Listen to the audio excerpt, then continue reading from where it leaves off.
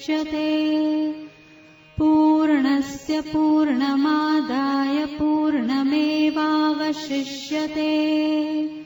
ॐ शान्ति शान्ति शान्तिः।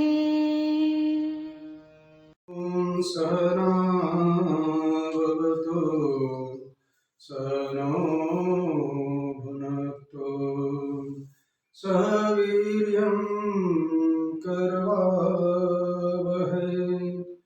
तेजस्विनावधीतमस्तु मा विद्विषावहै। ॐ शान्ति शान्ति शान्ति। सच्चिदानन्दरूपाय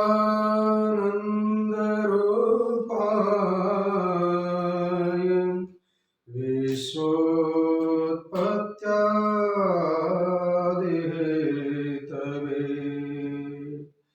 तापत्रय विनाशाय श्रीकृष्णाय वयं नमः। गुरुर्ब्रह्मा गुरुर्विष्णुर्गुरुर्देवो महेश्वरः गुरुः साक्षात् परब्रह्म तस्मै श्री गुरवे नमः। ॐ शान्ति शान्ति शान्ति। हम लोग प्रेमपुरी आश्रम मुंबई में मातोश्री विलाबेन तथा श्री मुलजी भाई विश्राम दैया स्मृति गीता चिंतन माला अंतर्गत एक गीता ज्ञानेश्वरी का प्रवचन सुन रहे हैं। कल हम लोग पहले अध्याय का 47वां यानी अंतिम श्लोक देख रहे थे।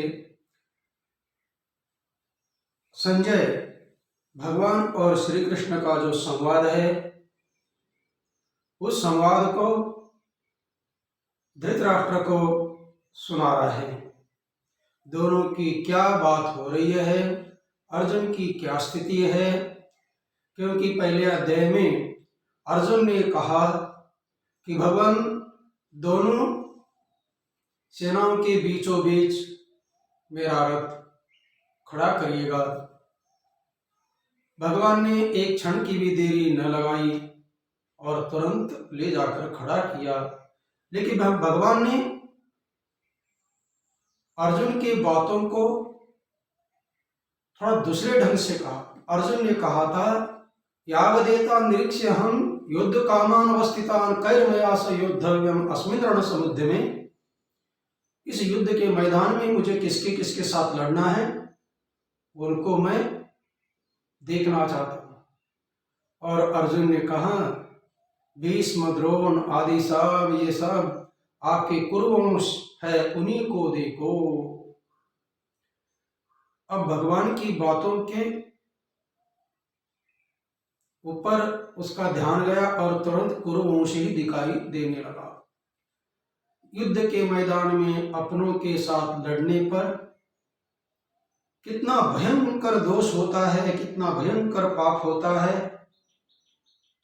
उस पाप का वर्णन 46वें श्लोक तक अर्जुन ने किया और कहा कि मैं इस युद्ध के मैदान में शस्त्र रहित हो जाऊंगा और ऐसे शस्त्र रहित मुझ अर्जुन को ये कौरव मार भी दे तभी भी उसी में मेरा कल्याण होगा और कुल का भी कल्याण होगा।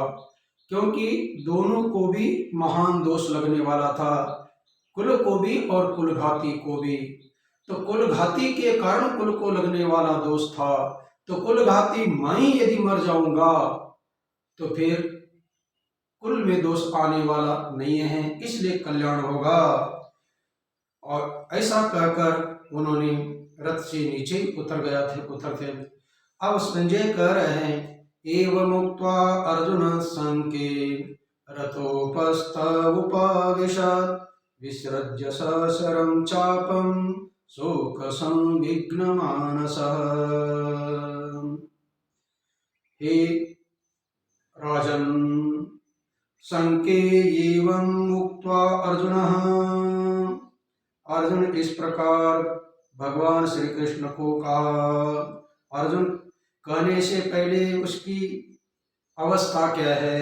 शोक संविघ्न मानस, अर्जुन विशेष्य है और विशेषण उसका शोक संविघ्न मानस है, अर्थात उसका हृदय शोक से अत्यंत विवल हो रहा है। मानस कहिए, हृदय कहिए, ऐसे अर्जुन ने भगवान को कहा। और सशरं चापम विसृज्य, अपने धनुष और बाण को छोड़ दिया। रथोपस्थ उपाविशत्, रथ के पीछे भाग में जाकर बैठ गया। इसके ऊपर ज्ञानेश्वर जी ने कहा, अति उद्वेग से ऐसे फिर खिन्न मन गदगद होकर कूद कर आया पृथ्वी पर रथ से वह। कल हम लोग इस मूवी को देख रहे थे।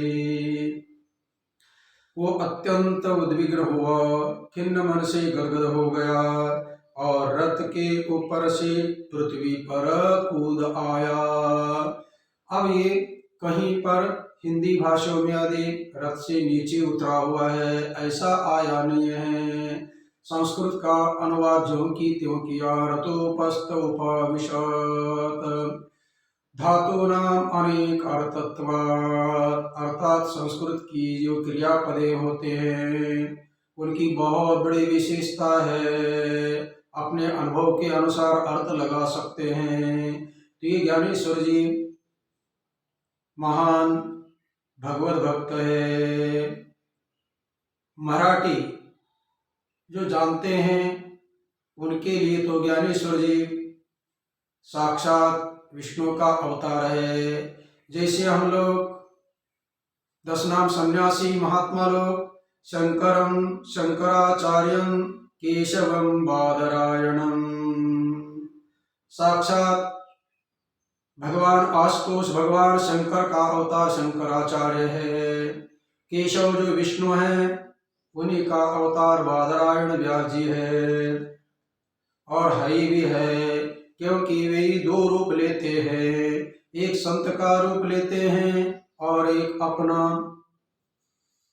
उद्धार करने के लिए सगुण रूप लेते रहते हैं। तो दोनों के माध्यम से ये जगत की लीलाएं चलती रहती है। तो इसी प्रकार महाराष्ट्र की जितने भी लोग हैं ज्ञानेश्वर जी का विष्णु का रूप मानते हैं। तो किसके आधार पर मानते हैं?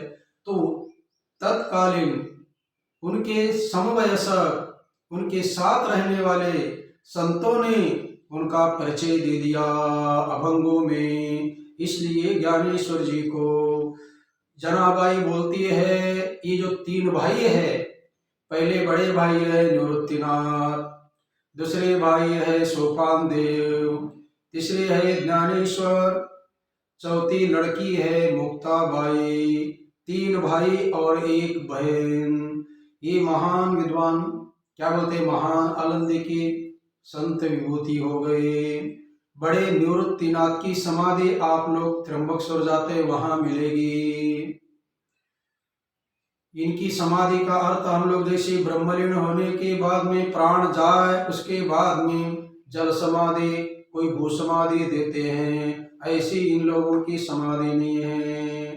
निवृत्तिनाथ की भी स्वयं समाधि है। ज्ञानेश्वर जी की समाधि के बारे में सर्वत्र प्रसिद्ध है। 21 साल में उन्होंने समाधि ली। उसके बाद में सोपान देव जी पुणे के आगे सासवड़ बोल के स्थान है, वहाँ उन्होंने समाधि ले ली। और मुक्ताबाई इधर आदिलाबाद बुलर खानदेश की में जाए, खानदेशवाड़ा बोलते हैं। तापी नदी के किनारे पर सभी संतों का समुदाय जमा हुआ था और सभी का उपदेश चल रहा था। एक तूफान आ जाती है और तूफान में ही विलीन हो जाती है। इस प्रकार मुक्ताबाई है। इन चारों का वर्णन तत्कालीन जनाबाई करती है। जनाबाई नामदेव जी की दासी है। नामदेव जी पंढरपुर में रहते थे, विठ्ठल भगवान के साथ बात करते थे, अपने घर में भोजन खिलाते थे और नामदेव जी को सभी संत उद्धव जी का अपना अवतार मानते हैं। जैसे आप लोगों ने एकादश स्कंद में भगवान श्री कृष्ण को ऊपर से सभी देवताएं बोलते हैं, ये भगवान अभी आपका कार्य हो गया। महाभारत का युद्ध हुआ, पांडवों को राजगद्दी मिल गई। जिस कार्य के लिए आप आए थे, जिस कार्य के लिए हम लोग देवताओं ने प्रार्थना की थी, उस कार्य को आपने सफल बनाया, अंजाम दिया, लक्ष्य तक पहुंचाया। अब आपका ये मानव शरीर धारण करके पृथ्वी लोक में रहना उचित नहीं है, इसलिए आप ऊपर आइएगा। इस बात को आकाश से ही देवताएं बोल रहे थे। ये एकादश स्कंद में भागवत के आप लोग देख सकते हैं। अब ऊपर से क्यों बोल रहे थे? स्वामी स्वनाम धन्य ब्रह्मलील अखंडानंद महाराज जी का एकादश स्कंद है, मुक्ति स्कंद है, उसमें पढ़ेगा, बहुत कारण दे दिया। देवताएं नीचे क्यों नहीं आए, ऊपर से क्यों बोल रहे हैं? उनको पता था कि नीचे जाएंगे तो यादवी सेना इतनी उन्मत्त है कि सभी देवताओं को ही मारेंगे, इसलिए वे ऊपर से ही अपना कार्य को अंजाम दे रहे थे। तब उद्धव जी भगवान, उस समय केवल दो ही लोगों ने नीचे सुना। किनकी वाणी? देवताओं के, एक उद्धव जी ने और भगवान ने उस प्रार्थना को, और भगवान ने उनको बोल दिया थोड़ा कार्य मेरा अवशेष है, तुरंत मैं आ जाऊंगा। इस बात को देवताओं को भगवान ने कहा, उद्धव जी ने सुना। तब उद्धव जी बोलने लगे, आपके साथ ही भगवान मैं खाता हूँ पीता हूँ, आपके कपड़े में पहनता हूँ, और आपका मुझे वियोग सहन होगा, मुझे भी साथ में लेके जाइएगा। वहां का प्रसंग है। तो कहने का तात्पर्य इतना ही है कि नाम विठ्ठल भगवान साक्षात विष्णु का अवतार है। सभी संतों ने कृष्ण के रूप में ही माना है। द्वारके ऊनी झाला येता निज घ्या घ्या मनत से। पांडुरंग को इधर आने की कथा बहुत रोचक है। रुक्मिणी माता इधर विदर्भ प्रदेश की कौंडण्य गांव की थी, वहां मायके रूट की आई थी द्वारका से। भगवान ने सोचा कि चलो मायके गए हैं तो मेरे ससुराल से मैं बुला के लेके आऊंगा।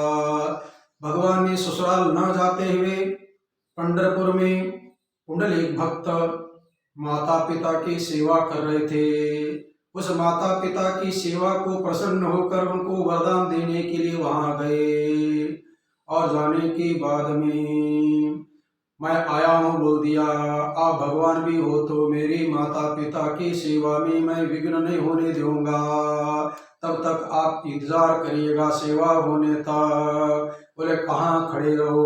उन्होंने एक ईंट फेंक के दे दी और ईंट के ऊपर खड़े रहे। अब वो ईंट के ऊपर क्यों ऐसे क्यों खड़े रह गए? चार हाथ क्यों नहीं है? इसकी मीमांसा अलग है। मुझे केवल प्रसंग इतना ही था कि द्वारका से वे आए हुए हैं किसके लिए? अपने ससुराल क्यों जाने के लिए, लेकिन ससुराल न जाते हुए वहां गए, और वहीं खड़े रहने के बाद में कई दिन तक खड़े रहने पर रुक्मिणी को लगा, क्योंकि भगवान के अनेक रूप हैं, कोई एक रूप नहीं है। निजधाम में भी गए मान लीजिएगा, वहां भी रहे मान लीजिएगा, अनेक रूपाए विष्णवे प्रभु विष्णवे, क्योंकि उनके लिए कई रूप लेने में कोई आपत्ति नहीं है। तो रुक्मिणी माता को पता चला कि द्वारका से महाराष्ट्र में भगवान कृष्ण आए हुए हैं।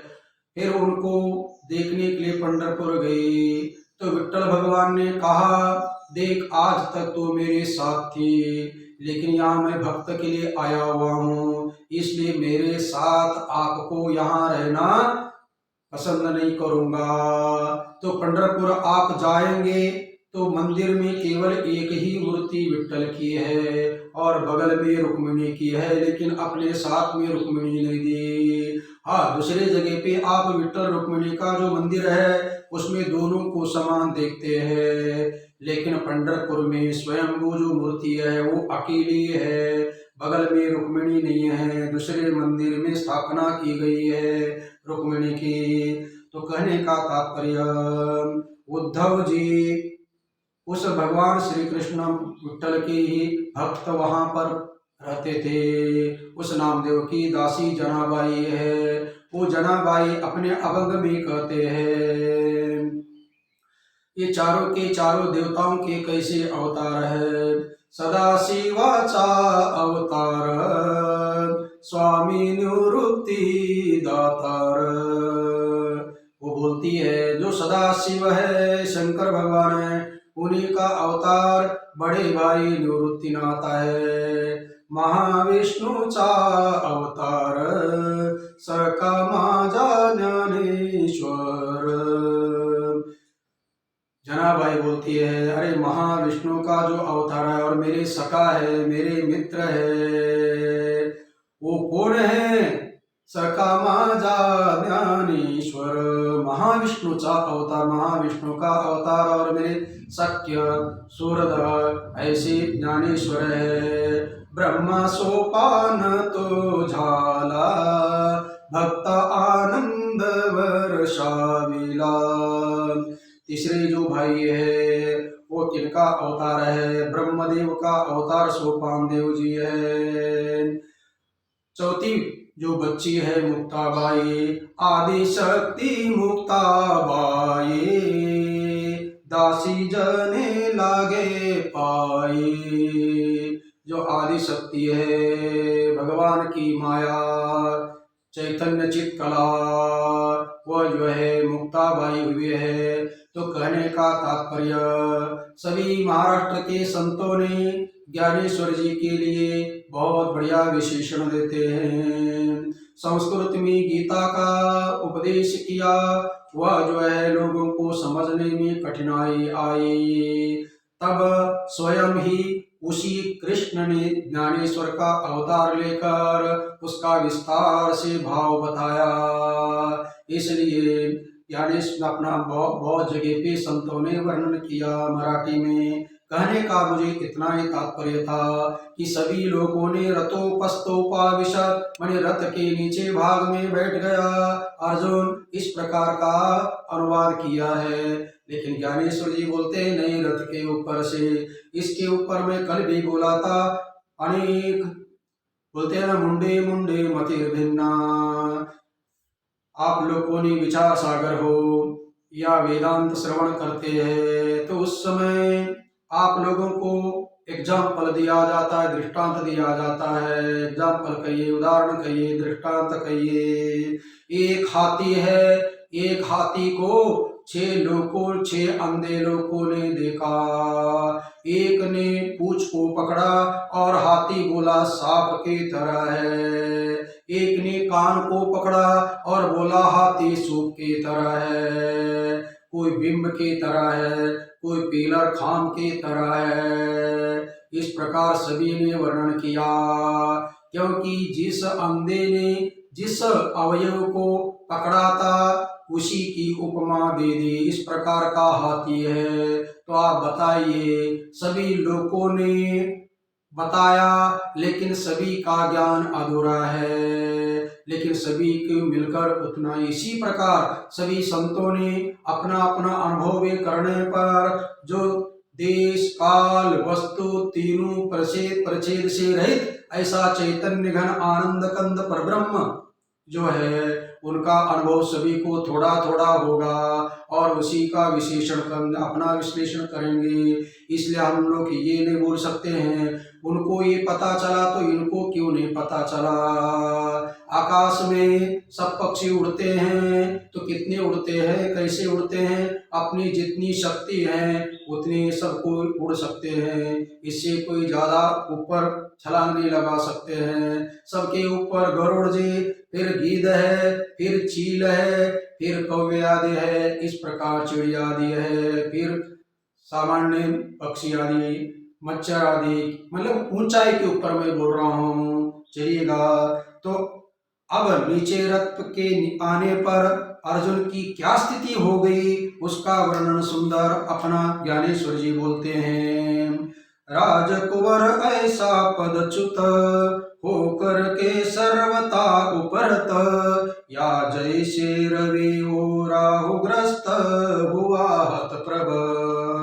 जैसे राजकुंवर है, कोई राजगद्दी पर बैठा था राजकुमार, किंतु किसी कारण उसको पद से पदच्युत किया गया, और पदच्युत करने के बाद में वह सर्वथा उपरत होकर बैठता है, निस्तेज हो जाता है।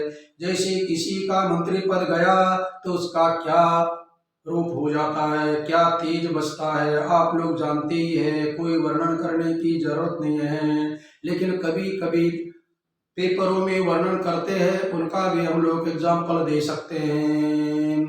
विश्वनाथ प्रताप सिंह जी प्रधानमंत्री से हट गए तो कितना दुख हुआ था, उसका वर्णन आप लोग उस समय पेपरों में पढ़ लीजिएगा।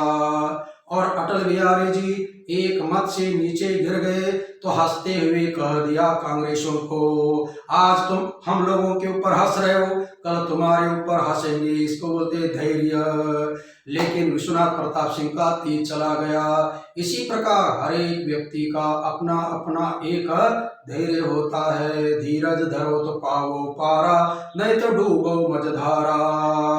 तो ये राजकुमार जो है पद से निकाल देने के बाद में जैसा निस्तेज होता है, एक उदाहरण दिया, मैंने अर्जुन कैसा दिखाई दे रहा है, ये उपमा दे रहा है। मैंने अर्जुन उस निस्तेज राजकुमार की तरफ दिखाई देने लगा, और कैसा दिखाई देने लगा, जैसा राहु ग्रस्त होने से, कौन, रवि, रवि मैंने सूर्य को राहु ने ग्रस लेने के बाद में हतप्रभ हो जाता है, प्रवाहीन हो जाता है, कभी कभी सूर्य ग्रहण हो जाता है। उस पूर्ण सूर्य ग्रहण में आप लोग देखिएगा, हो सकता है 81 या 82 की घटना होगी। उस समय पूर्ण सूर्य ग्रहण था, दोपहर को लगभग 3 बजे, 3-4 बजे, तो 3-4 बजे सूर्य को ग्रहण लग गया। पूरा का पूरा ग्रहण लगने के बाद में जैसा सायंकाल हुआ था, उस समय सभी लोगों ने वर्णन किया है कि जंगल में गए हुए पशु अपने गांव के तरह, घर की तरह घूमने लगे, क्योंकि चरने के लिए जाते हैं गांव से, सुबह शाम को आते हैं। पक्षी जो है उड़ने चारा चरने के लिए जाते हैं, शाम होते ही घोंसले की तरफ आ जाते हैं। तो उस समय सभी पक्षी हो, प्राणी हो, अपने अपने घर के ओर आ रहे थे। इस प्रकार की अवस्था हो गई थी। क्या सूर्य नहीं था क्या 3 बजे?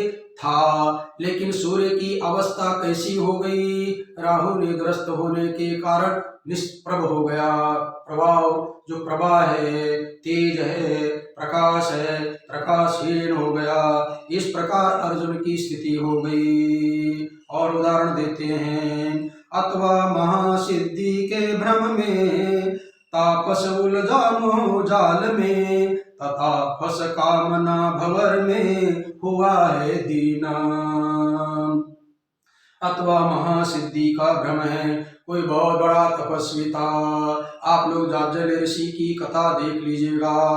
अपना जटा थी, जटा में चिड़ियों ने घोंसला बनाया, बच्चे अंडे डाल दिए, बच्चे भी हो गए, लेकिन समाधि में मस्त थे, उनको सिद्धि मिल गई थी। एक बार जो है बैठे हुए थे समाधि के बाद में, ऊपर से बगली ने बीट किया तो उनको गुस्सा गया। क्रोध से ऊपर उस बगली को देखा तो बगली जलकर खाक होकर नीचे गिर गई। उनको पता चला कि अब मैं सिद्ध हूँ, आगे की कथा नहीं बताऊंगा। तुलाधर वैश्य के पास जाना पड़ा। एक माँ के पास पहले भिक्षक लिया गए थे, केवल इतना ही बोल रहा, देखिएगा उस सिद्धि के कारण तापस उलझा मोह जाल में, और मोह जाल में उस माई को भिक्षा मांगने के लिए गए अपना जाज्जल ऋषि, और भिक्षा लाने में थोड़ी देरी हो गई, क्योंकि बच्चा छोटा था, उसको स्तनपान करवा रहे थे, इसलिए भिक्षा लाने में देरी हो गई। और देरी होने पर उन्होंने क्रोध से देखने लगे उस माई को। उस माता ने कहा, हे बाबा, आपके क्रोध से जलने के लिए मैं कोई वो ये पेड़ की बबली नहीं हूँ। इतना कहा।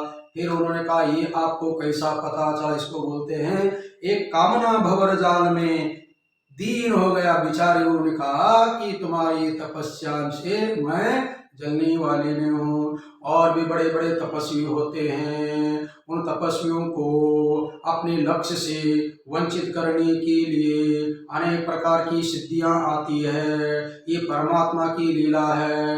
परमात्मा ना अपने तरफ आने देते ही नहीं है, बीच में कुछ ना कुछ खिलौना दे देते हैं। ये सिद्धियां खिलौना है।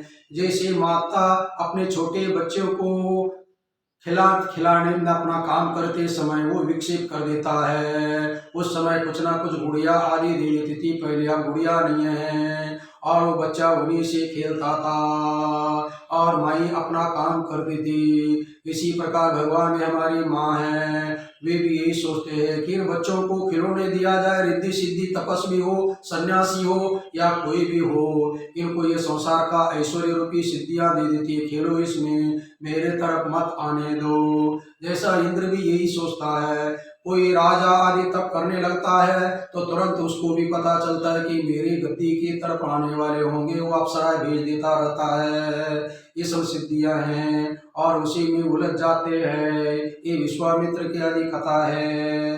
तो जैसे विश्वामित्र दीन हो गए और उसी उस शकुंतला तो चली, क्या बोलते हैं, अपना मेनका तो चली गई और उस बच्चे को भी वहीं अपना छोड़ के अपना दीन होकर चले गए। और उस पक्षी छोटे बच्चे को शकुंत पक्षियों ने आकर इधर उधर से शहद लेकर डालते थे और छोटी सी बच्ची अपना उनके पक्षियों की मुख से अपना शहद लेती थी। इसलिए शकुंत पक्षियों ने उनका पालन किया, इसलिए उस बेटी का नाम शकुंतला हुआ। केवल तपस्वी के बारे में मैंने कहा। वैसाव धनुर्धर दुक्का वेग से जर्जर, रथ को था जो सुंदर छोड़ दिया। वैसे धनुर्धर, जैसे इन उदाहरणों के द्वारा, जैसे राजकुमार निस्तेज हुआ, सूर्य जो हतप्रभ हो गया, तपस्वी दुर्बल हो गया, क्योंकि इतनी बड़ी तपस्या की थी, सिद्धि की मोह जाल में उलझने के कारण जो अर्जित की हुई शक्ति थी वह दुर्बल हो गया। इसी प्रकार अर्जुन भी इस शोक के कारण, दुख के आवेग से अत्यंत जर्जर हुआ और जो सुंदर रथ था वो नीचे तो आ ही गया था, और नीचे आकर बैठने के बाद में करता क्या है, तथा छोड़ तीर कमान करते अश्रुपात नयन, राजन सुनो यह कथन बोला संजय। संजय बोल रहे हैं, राजन आप सुनिएगा। उस अर्जुन ने छोड़ दिया तीर और कमान, धनुष बाण अपना त्याग दिया, करते अश्रुपात नयन, दोनों आंखों से आंसू बह रहे थे। ऐसे अर्जुन की स्थिति थी। और ऐसे अर्जुन को अब ये आगे की प्रस्तावना, दूसरे अध्याय की अपना प्रस्तावना प्रारंभ करते हैं। इस पर वैकुंठनाथ देख के खेद मूर्ति पार्थ, किस भांति का परमार्थ कहेगा भला।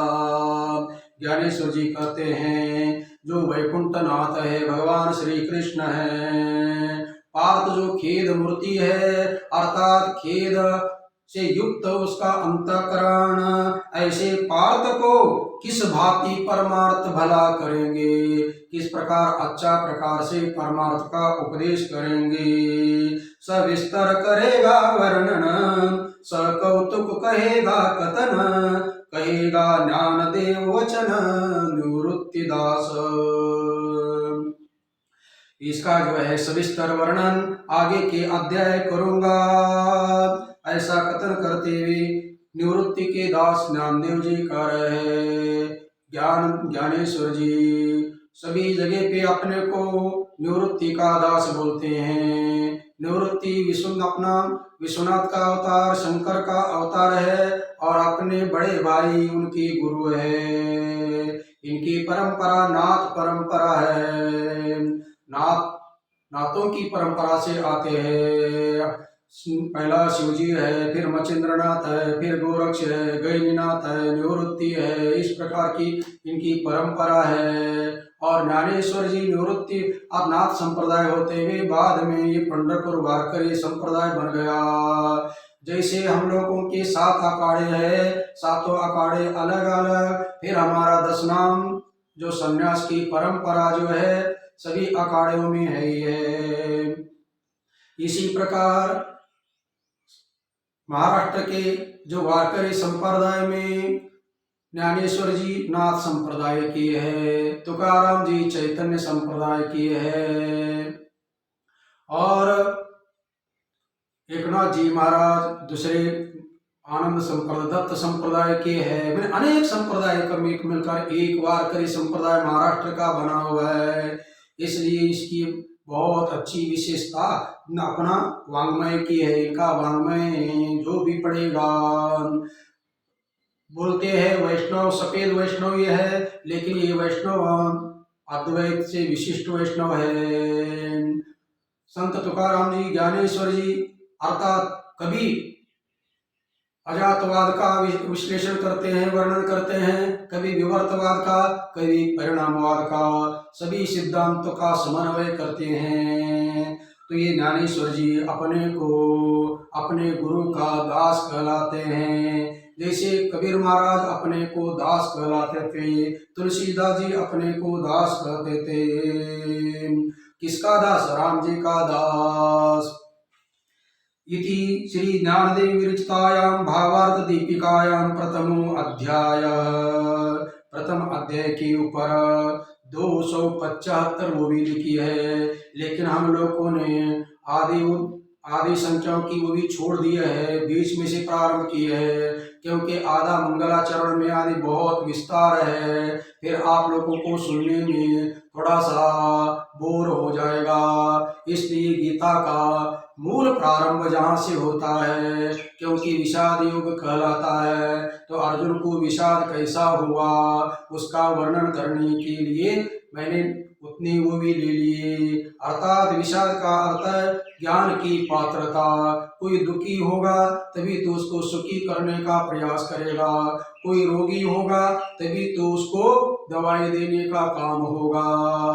अब ये कर्तव्य परामुख हुआ है तो अपने उस कर्तव्य को भगवान लगाएंगे। अतः द्वितीय अध्याय को सांख्य योग बोलते हैं। संजय से अपना प्रारंभ हो जाता है। संजय उवाच तम तथा कृपयाविष्टम् अश्रुपूर्णकुलेक्षणं विषीदन्तमिदं वाक्यम् उवाच मधुसूदन। संजय हस्तिनापुर में बैठे बैठे कुरुक्षेत्र के मैदान में जो चल रहा है उसका लाइव कास्ट, आप बोलते हैं ना लाइव चल रहा है, कास्ट का क्या बोलते हैं, देखिए लाइव चल रहा है, वो सुना रहा है। हे धृतराष्ट्र जी तथा अश्रुपूर्ण कुलेक्षणं कृपया आविष्टं विषीदन्तं तम मधुसूदन इदं वाक्यम उवाच। श्लोकों की एक विशेषता होती है। पहला श्लोक उच्चारण किया जाता है, चाहे उच्चारण करते हुए संधि को छोड़े या संधि को न छोड़ते हुए उच्चारण करे, वो वक्ता के अनुसार है। हाँ, वेदों में मंत्रों की संधि विच्छेद न करते हुए बोलते हैं, उसका नाम है संहिता पाठ है। लेकिन यहाँ पर वक्ता के ऊपर है। आधे श्लोक में संधि छोड़ भी सकते हैं, नहीं यहाँ जैसा मैंने संधि छोड़कर बोला तम तथा कृपयाविष्टम, अश्रु या अ कर दिया और इधर आधा म किया, लेकिन मूल में मश्रुपूर्ण कुलेक्षणम चलेगा। उच्चारण करने के बाद में उसकी संधि संधि विच्छेद किया जाता है और अन्वय लगा के अर्थ लगाया जाता है। अन्वय ये है, तथा इस प्रकार अर्जुन कैसा हुआ, आश्रव पूर्ण आकुलेक्षणम, एक विशेषण दिया। आश्रव पूर्ण आकुलेक्षणम आता दोनों नेत्रों में आकंठ आंसू में पूरे के पूरे आंखों में आंसू भरे हुए हैं। जैसे नदियां दोनों किनारों से लबालब भर के चली जाती है, नदी के किनारों को कुल बोलते हैं, इसी प्रकार यहाँ पर भी आश्रो पूर्ण आकुल पूर्ण कुलेक्षणम, आकुल मनी ग्रस्त, कुल मनी किनारा, इसी प्रकार दोनों आंखों में लबालब जल भरा हुआ है। और कैसा है, विशेषण एक विशेषण दिया, आश्रो परिपूर्ण है। दूसरा कृपयाविष्टम, दूसरा विशेषण देते हैं कि अत्यंत करुणावृत्ति से ग्रस्त है। और कैसा है, विषीदंतम, विशाल करता हुआ। तीन विशेषणों से युक्त ऐसे तम उस अर्जुन को मधुसूदन भगवान श्री कृष्ण इदम वाक्यम उवाच, यह वाक्य बोलते हैं, ये संजय कह रहा है। तीन विशेषणों से विशिष्ट अर्जुन को भगवान यह बोलते हैं। अब इसके ऊपर ज्ञानेश्वर जी, अर्थात ये अर्जुन की मनोदशा का वर्णन है। संजय अर्जुन की मनोदशा का सविस्तर वर्णन करता है। संजय ने कहा राजा से, पार्थ ने अश्रु नयन से, अति शोकाकुल होने से किया रुदन। संजय कहने लगा, हे राजन, वो पार्थ ने अश्रु नयन से युक्त होकर अत्यंत शोकाकुल होकर रोते बैठा हुआ है युद्ध के मैदान में। धृतराष्ट्र को सुनकर बड़ा आनंद हुआ, क्योंकि उसको तो यही चाहिए कि जैसे ही अर्जुन हो, युधिष्ठिर हो, अपना युद्ध करने से मना करने के बाद में हमारा काम बन गया। ये तो अंदर का भी अंधा, बाहर का भी अंधा है, ये आनंद लेने वाला था, इसलिए वो तो मस्त होकर सुन रहा था इस बात को। स्वकुल देख कर समस्त स्नेह उपजा अत्यद्भुत, उससे द्रवित हुआ चित्त इस प्रकार। हे राजन, इस प्रकार शोकाकुल होकर जो रोता रहा, उस समय अपने ही स्वजन कुल को देखकर उसके हृदय में अत्यंत स्नेह उत्पन्न हुआ, अद्भुत आश्चर्यकारक दया उत्पन्न हो गई। उस दया के कारण क्या हुआ, उस दया से क्या प्रभाव पड़ा, उससे इस प्रकार उसका चित्त द्रवित हुआ, उसका अंतःकरण द्रवित हुआ, क्योंकि मन में दया वृत्ति आ गई, आते ही उस वृत्ति ने उसके अंतःकरण को द्रवित कर दिया। अर्थात द्रवित कर दिया, इसका मतलब है जैसे कोई सोना हो, उसको गलाते तो उसको बोलते द्रवीभूत हो जाना, पिघल जाना। जैसे बर्फ है, बर्फ की शीली अपने किसी पात्र में लीजिएगा, धीरे धीरे बर्फ द्रवित हो जाता है, अपना जो घनी भाव है उसको लिक्विड भाव कर देता है, इसको बोलते हैं द्रवित भाव हो जाना।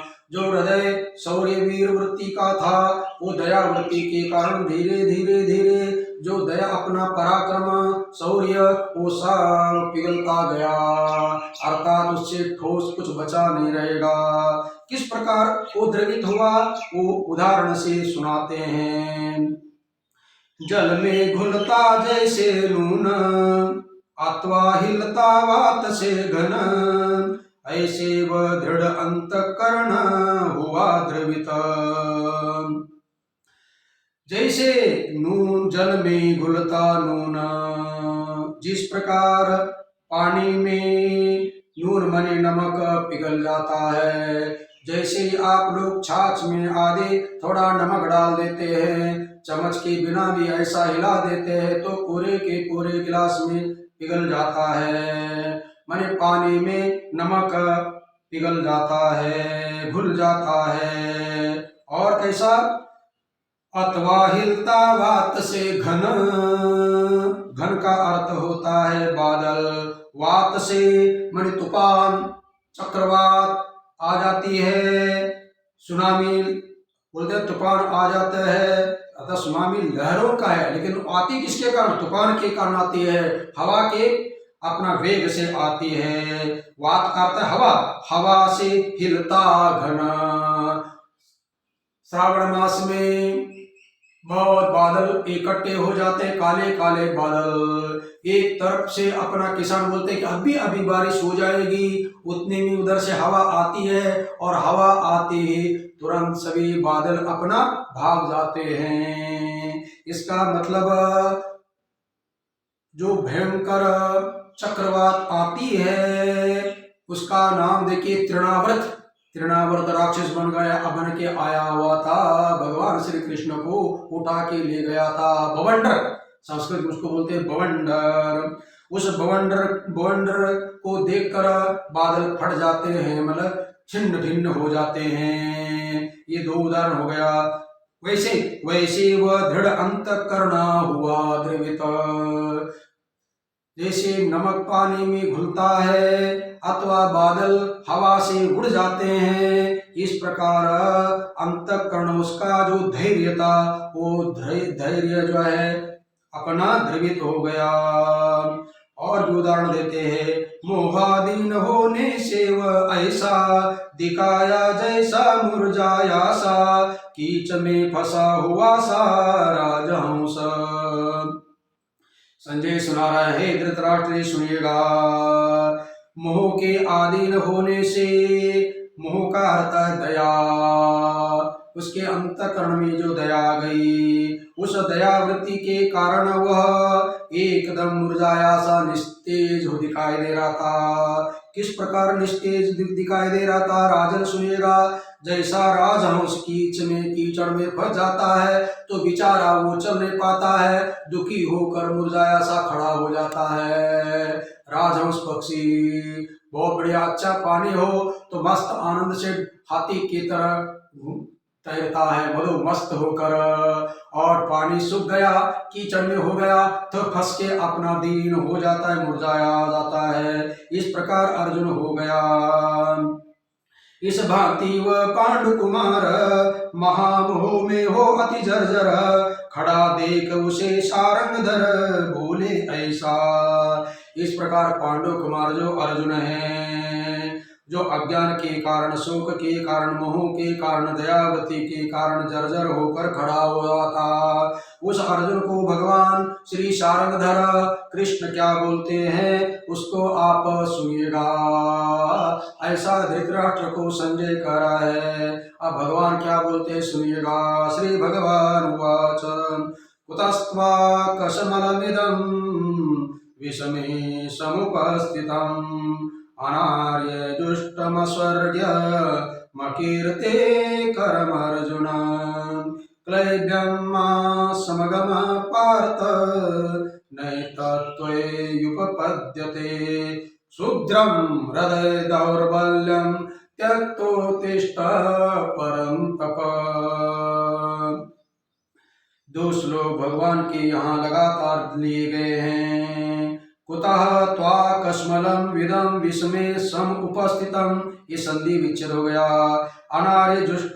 अनार्य जुष्टम अस्वर्ग्यम अकीर्ति करम अर्जुन, ये पहले श्लोक का संधि विच्छेद, और अन्वय लगा कि उसका अर्थ करते हैं अर्जुन, क्योंकि भगवान क्या अर्जुन को बोल रहे हैं, भगवान बोल रहे हे अर्जुन विषमे समुपस्थितम, अरे विषम इस युद्ध के मैदान में उपस्थित होने पर, त्वामने तुम्हारे अंदर, इदम कस्मलम कुतः ऊपर से आया था, अरे विषम परिस्थिति है, थोड़े ही देर में क्या बोलते आक्रमण बोलने वाले हैं, शंख तो क्या बोलते हैं बजी चुके हुए हैं, और अपने अपने बाण ऊपर हवाई फायरिंग कर रहे हैं, आजमा रहे हैं, ऊपर बाणों की वर्षा कर रहे हैं, बोलते हैं क्या नहीं, हवाई गोली चलाते रहते हैं, हवा में उड़ाते रहते हैं डराने के लिए। इसी प्रकार दोनों सेनाओं के तरफ शंख बजने के बाद में सभी अपने अपने बाणों को ऊपर आजमा रहे हैं और उनके बाण कोई हमारे बाण की तरह नहीं है। एक बार प्रक्षेपास्त्र छोड़ गया तो हमारा वो उधर ही समाप्त होता है, वापस आता नहीं, ऐसा नहीं है। इनके तो बाणों का जो भाता बोलते हैं उसका कभी कमी नहीं होता है, क्योंकि उनकी बहुत बड़ी शक्ति रहती है।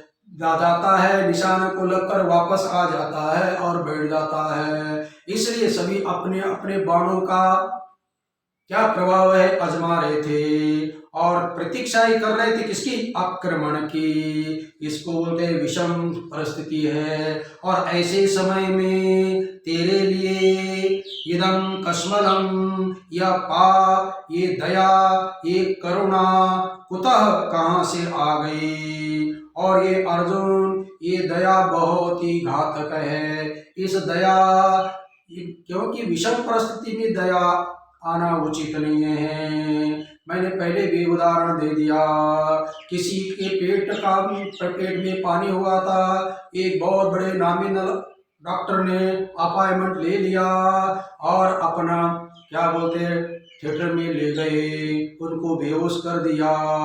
अब ऑपरेशन करने के लिए सब अपना कपड़ा पहनकर चला गया, तैयार होकर हाथ में आदि सब डालकर, और वहां जाकर देखा पेट फूला हुआ था और तुरंत बोल दिया भैया मुझे ये पेट फाड़ना नहीं है, पाप लगता है। आप बताइए ये ऐसी स्थिति में इस प्रकार की दयावृत्ति किस काम की। ये दयावृत्ति ये कायरों की है, शूरों की नहीं है। इसलिए बोलते हैं ये पाप तुम्हारे अंदर विषम परिस्थिति में ये दयावृत्ति कहाँ से आ गई। अरे दूसरे जगह की ये दया काम में आएगी, लेकिन यहाँ काम की नहीं है। क्यों काम की नहीं है? ये दया जिसके अंदर आती है वे तीन विशेषणों से युक्त होते हैं, अर्थात तीन कार्य वो कर देते हैं। तीनों कार्य किसी काम के नहीं है। पहला कार्य अनार्य जुष्टम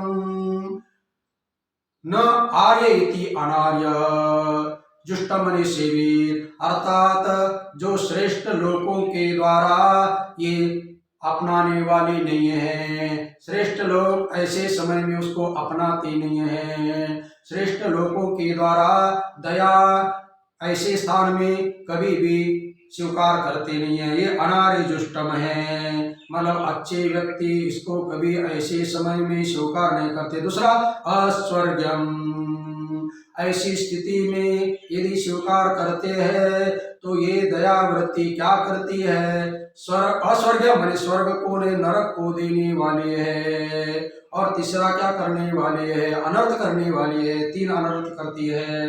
तीसरा अनर्थ है अकीर्तिकरम, क्योंकि कीर्ति फैलाना चाहिए लेकिन वो अकीर्ति को देने वाले है।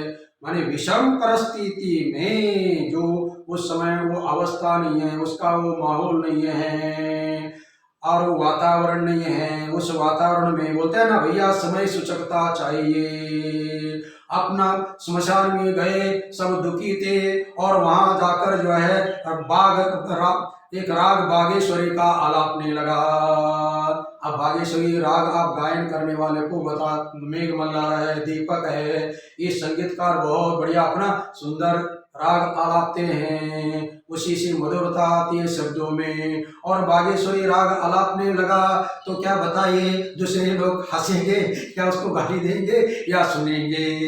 इसी प्रकार जो है ये तीन अनर्थ करने वाली है। विषम परिस्थिति में दयावृत्ति आती है तो इसलिए क्लव्यम समगम पार्थ, जो तुम जो है श्रेष्ठ नहीं है, अनार्य व्यक्ति है, उसको बोलते हैं क्लिब, जो हिजड़ा रहता है। हे पार्थ तुम हिजड़े वृत्ति को इस समय स्वीकार मत करो। ना एतत् उपपद्यते, इस युद्ध के मैदान में यह हिजड़ापन तुम्हारे लिए किसी काम का नहीं है। क्यों? अरे तुम तो परंतप हो, परां तापयति शत्रुन तापयति इति परंतप, अर्थात तुम कोई सामान्य व्यक्ति नहीं हो। युद्ध में अनेक पराक्रम किए हुए हो। अब ऐसी स्थिति में शुद्रम हृदय दौर्बल्यम त्यक्त्वा, एक शुद्र हृदय का जो दुर्बलता है का भाव है, एक करुणा को बोल दिया शुद्र दुर्बलता है। अर्जुन को तो लगा स्वकुल के ऊपर मैं दया कर रहा हूं, लेकिन भगवान उस दया को तो अनेक प्रकार के विशेषणों से वो अपना हीन वृत्ति बता रहे हैं, पाप वृत्ति बताते हैं, और दुर्बलता है वो हृदय की दुर्बलता के कारण आया हुआ दयावृत्ति का भाव है, उसको त्याग दो। उत्तिष्ठ अर्थात उठो और लड़ाई करो, इस प्रकार भगवान श्री कृष्ण कहते हैं। इसके ऊपर ज्ञानेश्वर जी बोलते हैं, कहे हरि सोच लो तुम अर्जुन, शोक करने योग्य क्या यह स्थान, तो कौन है क्यों आया है यह जान, और करता क्या है। कहे हरि सोच लो तुम अर्जुन, हे अर्जुन तुम थोड़ा सा सोच लो, शोक करने के लिए क्या ये योग्य स्थान है क्या। उसी को बोले विषम समुपस्थितम, विषम परिस्थिति है, विषम माहौल है, क्या ये योग्य शोक करने का स्थान है क्या, बताओ। तू कौन है क्यों आया है यह जान, अरे तुम कौन हो क्यों आए हुए हो इसको पहला जानो, और करता क्या है। अरे तुम कौन हो, अरे बोल अर्जुन है, क्यों आए हो, युद्ध देखने के लिए आए हैं, ये क्या करता है, रोना करता हूं, ऐसा उत्तर आएगा क्या, नहीं। अरे तुम कौन है, युद्ध के मैदान में तुम किस लिए आए हो। अरे कोर्ट में दो भाई जाते हैं तो वहां भाई बनकर नहीं जाते हैं, एक वादी बनता है और एक प्रतिवादी बनता है, और दो जज अपने क्या बोलते हैं, दो वकील अलग होते हैं। ये दो भाई नहीं हैं, ये वकील के ग्राहक होते हैं, अर्थात वहां पर एक प्रकार के अपराधी होते हैं और जज के सामने प्रस्तुत होते हैं। इसी प्रकार यहाँ पर तो कौन है, यहाँ एक तुम जो है प्रतिवादी हो, लड़ने वाले योद्धा हो। और किसके लिए आए हो, जब योद्धा है तो लड़ने के लिए आए हुए है, पहला इसको जान, क्योंकि तुम यहाँ पर कौन हो, तुम जो है अपने अमानत गिरवी रखे हो ऐसा व्यक्ति हो, और यहाँ किसके लिए आए हो, अपने अमानत वापस लेने के लिए आए हैं। कोर्ट में किसके लिए जाते हैं, अपना जो कोई भी अपना पक्ष होता है, अपनी वस्तु होती है, वो नहीं दे रहा है तो उसको लेने के लिए एक माध्यम कोर्ट है, वहां जाता है। इसी प्रकार युद्ध भी अपनी वस्तु लेने के लिए वहां जाना पड़ता है युद्ध के मैदान में। लेकिन जैसे कोर्ट में दोनों पक्षी जाता है, लेकिन एक ही पक्ष सत्य होता है, धर्म का होता है, दूसरा पक्ष असत होता है, अधर्म का होता है। इसी प्रकार यहाँ युद्ध के मैदान में भी दो आए हुए हैं, एक सत पक्ष है, एक असत पक्ष है। पांडव धर्म का पक्ष है और कौरव अधर्म का पक्ष है। पांडव जो है अपना राज्य लेने के लिए आए हुए, इसलिए सत्पक्ष है, धर्म का पक्ष है।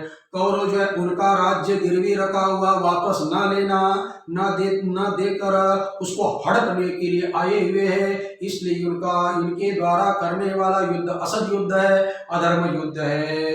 इसको जानो, तुझे हुआ क्या है, क्या नून आया है, और करना क्या है, खेद क्यों। यहाँ चार प्रश्न पूछते हैं, अरे तुझे क्या हुआ बताओ, यहाँ आए थे जिसके लिए वो ना करते हुए दूसरा कुछ कर रहे हो, इसका मतलब आज तुम्हें क्या हुआ है, क्या नून आया है, तुम्हारे में क्या कमिता आई है, क्या कमजोरी आई हुई है, ये बताओ, और करना क्या है। अर्थात कर्तव्य करने के लिए तुम आए थे, उस कर्तव्य को करना था, लेकिन उसको क्या क्यों रुकाए हो, बोलते और करना क्या है। अर्थात यहाँ पर कर्तव्य था युद्ध करना, उस कर्तव्य युद्ध को तुम ना करते हुए रोक दिया, तो क्यों रोक दिया और खेद क्यों करते हो। अर्थात जो है विषादग्रस्त होकर निस्तेज प्रवाह होकर क्यों खड़े हो। इस प्रकार की तो अवस्था, दयनीय दशा मैंने कभी देखी नहीं है और आज तुम्हारी क्यों हुई है। इस प्रकार भगवान श्री कृष्ण अर्जुन को प्रश्न करते हैं। पहले अर्जुन भगवान को समझा रहे थे और अब अर्जुन को भगवान समझा रहे हैं।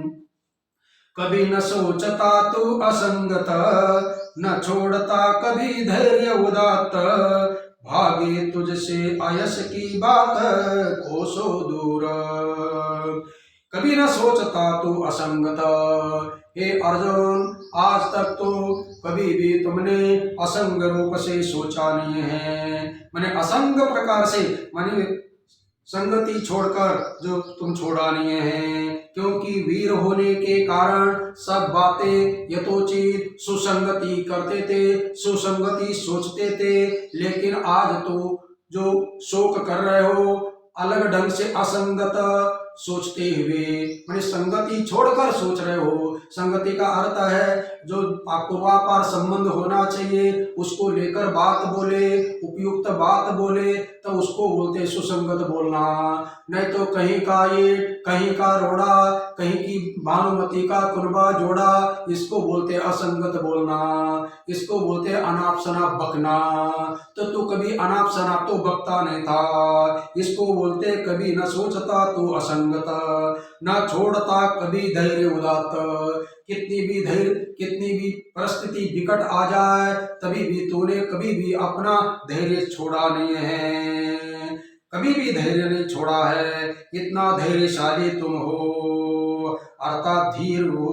और इतना ही नहीं, भागे तुझसे आयस की बात कोसों दूर। तुम्हारा नाम सुनते ही जो अपयश था वो कोसों दूर भाग जाता है, क्योंकि तुम्हारे लिए क्या कमी है। तुम धनंजय हो, धन के मालिक हो, सब प्रकार की शक्तिशाली हो, अनुभव से युक्त हो, इसलिए तुम्हारे पास अपयश तो कभी भी नहीं आएगा। जैसे कोई अपना बड़ा आदमी जा रहा है तो छोटा आदमी बोलता है अरे चलो भाई उसके सामने से न जाते हुए किनारे काट के दूर जाता है। इसी प्रकार आपको देखकर ही जो अपयश है, अयश है, वो कोसों दूर भागते रहता है। आपके सामने आपके लिए मिलने के लिए अपयश कभी आता नहीं है। अपयश बोलिएगा, अपजस बोलिएगा, जस अपजस विधिहार, वो बहुत सुंदर है, वहाँ का विषय है। भरत जी को बहुत सुंदर अपना कर्तव्य करने के लिए वशिष्ठ जी महाराज बोल रहे हैं। सुनाऊ भरत भावी प्रबल, दिल की कहो मुनिनाथ, हानि लाभ जीवन मरण, जस अपजस विधिहार।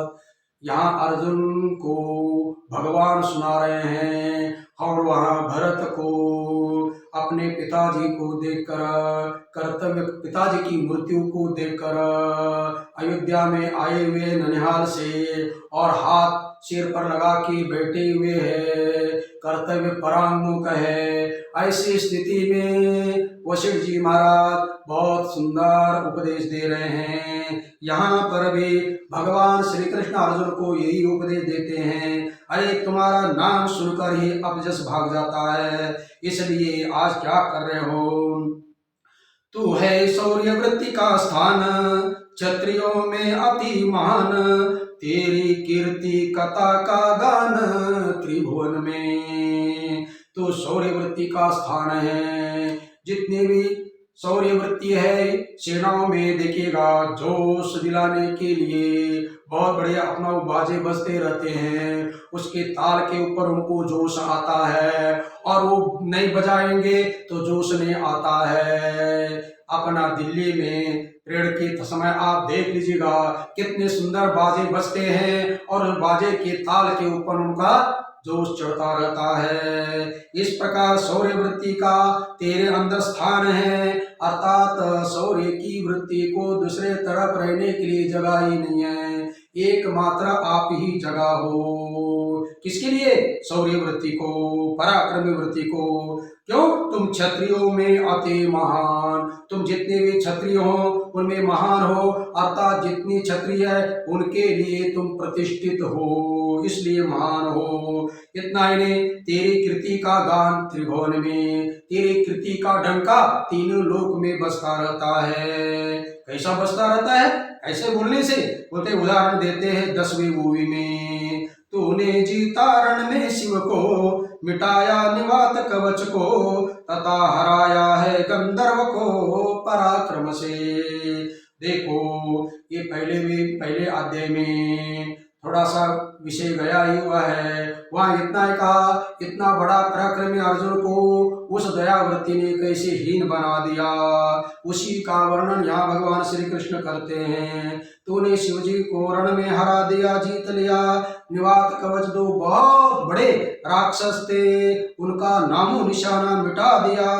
इतना ही ने चित्ररथ गंधर्व ने दुर्योधन को लेके गया था, उनसे छुड़ाया और गंधर्वों के द्वारा गान गाया गया। इसलिए तेरी कीर्ति का गान, पराक्रम का गान तीनों लोक में चलता है। अब शिव को क्यों हराया, ये कथा मैंने थोड़ा सा पहले बताया। इंद्र ने तप करने के लिए कहा था, तप किया। शिवजी ने अपना देखने के लिए तब पूरा है, कहने देखने के लिए, परीक्षा लेने के लिए आ गए। सुअर का रूप नंदी ने ले लिया, ये भील का रूप ले लिया, मार दिया। मारने के बाद में अर्जुन का भी बाण लग गया और शिवजी का भी लग गया, भील का भी लग गया। तो मैं करने लगे। अर्जुन बोला मैं नहीं मारा, उस भील ने बोला कि मैं नहीं मारा। भील ने पूछा तो कौन हो? मैं अर्जुन हो।